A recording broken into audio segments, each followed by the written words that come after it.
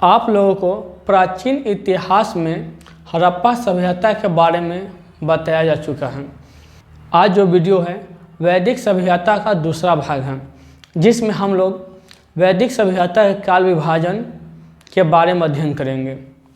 वैदिक काल, तो वैदिक काल किन लोगों की सभ्यता थी? तो ये आर्यों की सभ्यता थी, ठीक ना। तो ये भारत में 1500 ईसा पूर्व से लेकर 600 ईसा पूर्व तक विद्यमान था, जो ग्रामीण सभ्यता थी। तो इसको दो भागों में बांटा गया है काल के आधार पर। पहला कुछ है ऋग वैदिक काल और दूसरा है उत्तर वैदिक काल। तो जिस काल की जानकारी ऋग्वेद से प्राप्त होती है उसको कहते हैं ऋग वैदिक काल। मतलब 1500 से लेकर 1000 ईसा पूर्व तक की जानकारी हमको सिर्फ ऋग्वेद से प्राप्त होती है, इसलिए इसको ऋग वैदिक काल कहा जाता है। दूसरा है उत्तर वैदिक काल, मतलब वैदिक काल के बाद का जो वेद हुआ, जैसे यजुर्वेद, सामवेद, अर्थवेद। वेद की संख्या 4 है, तो जिसमें यजुर्वेद, सामवेद और अर्थवेद से जानकारी प्राप्त होती है उसको उत्तर वैदिक काल कहते हैं। तो यह 1000 से लेकर 600 ईसा पूर्व तक मानी जाती हैं। देखते हैं ऋग वैदिक काल। तो ऋग वैदिक काल में क्या प्राप्त होता है? तो आर्यों की राजनीतिक प्रणाली और आर्यों की इतिहास की जानकारी प्राप्त होती है कि लोग क्या खाते थे, क्या काम करते थे, किस तरह से रहते थे, किसकी पूजा पाठ करते थे, कौन सा नदी पवित्र था, उनका शिक्षा प्रणाली क्या था, कौन कौन सा युद्ध किए, ये सब जानकारी हमको ऋग वैदिक काल से प्राप्त होता है। कि सबसे प्राचीन वेद, तो सबसे प्राचीन वेद है ऋग्वेदिक, मतलब ऋग्वेद जो है वो सबसे क्या है? प्राचीन वेद है, ठीक ना। जिसमें 10 मंडल, 1028 सूक्त और 10,462 ऋचाएँ हैं। ऋचाएँ का अर्थ मंत्र। जो मंत्र को पढ़ता था जो ऋषि, उसको क्या बोलते हैं? तो होत्री कहते थे। उसके बाद है प्रथम मंडल, ठीक ना। तो प्रथम मंडल में क्या वर्णित है इसके बारे में हम लोग जानेंगे। मनु नाम का व्यक्ति का जिक्र है जो सर्वप्रथम यज्ञ करवाया था और इसी ने लोगों को हल और अनाज उगाना सिखाया था, है ना। ये क्या है? प्रथम मंडल में लिखा हुआ है। उसके बाद है अश्वनी देव, ठीक ना। अश्वनी देव के बारे में जानकारी हमको प्रथम मंडल से ही प्राप्त होता है। इसमें क्या होता है कि ये चिकित्सा और आयुर्विज्ञान के देव थे। इसके बारे में लिखा हुआ है कि च्यवन ऋषि को 9 यौन देव थे। मतलब इनका शरीर जब बुढ़ापा हो गया था या कुछ हो गया था, ठीक ना, तो उनको शरीर में पुनः से नए रूप से मतलब उत्पादन किए थे। उसके बाद लिखा हुआ है वीरांगना विषपला, ठीक ना। तो इनके दोनों पैर कट गया था, तो यशवनी देव ने इनके नकली पैर लगवाए थे। तो इसलिए क्या कहलाता है ये?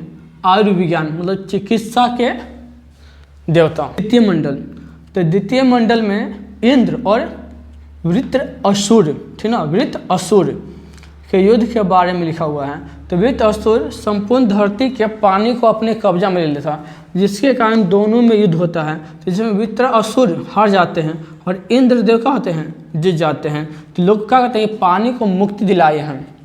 तो सबसे प्रिय देव ऋग वैदिक काल में कौन थे? इंद्र थे, याद रखिएगा।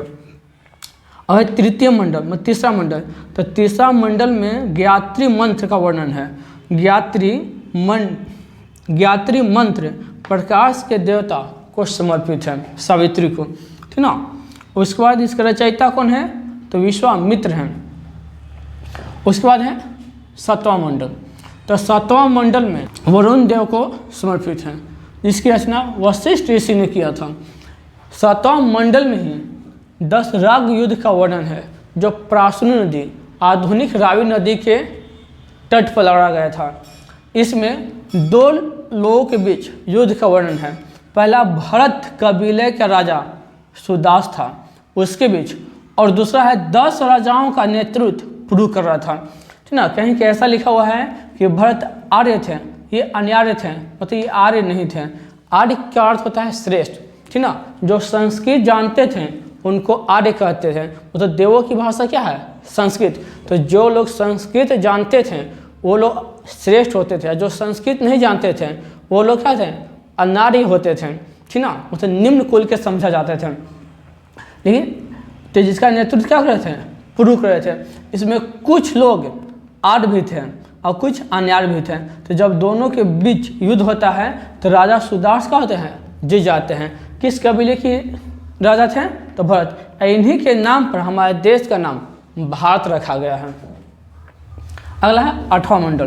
तो 8वां मंडल में 21 महिलाओं का वर्णन है, जिसने ऋग्वेद की रचना में अपनी अहम भूमिका निभाई है, ठीक ना। पहले ही बताएं कि वेद की रचना नहीं हुई है, वेद को संकलन किया गया है। मतलब अलग अलग लोगों के पास अलग अलग ज्ञान था। जैसे 7वां मंडल वशिष्ठ ऋषि, ठीक ना। द्वितीय मंडल में क्या है, विश्वामित्र। तो अलग अलग ऋषियों के पास क्या था, अलग अलग ज्ञान की प्राप्ति था। तो सभी को एकत्र कौन किए हैं, महर्षि वेदव्यास, ठीक ना।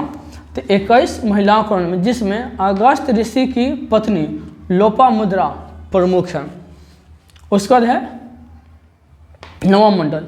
तो 9वां मंडल में सोम देवता का वर्णन है, जो वनस्पति के देवता हैं, ठीक ना।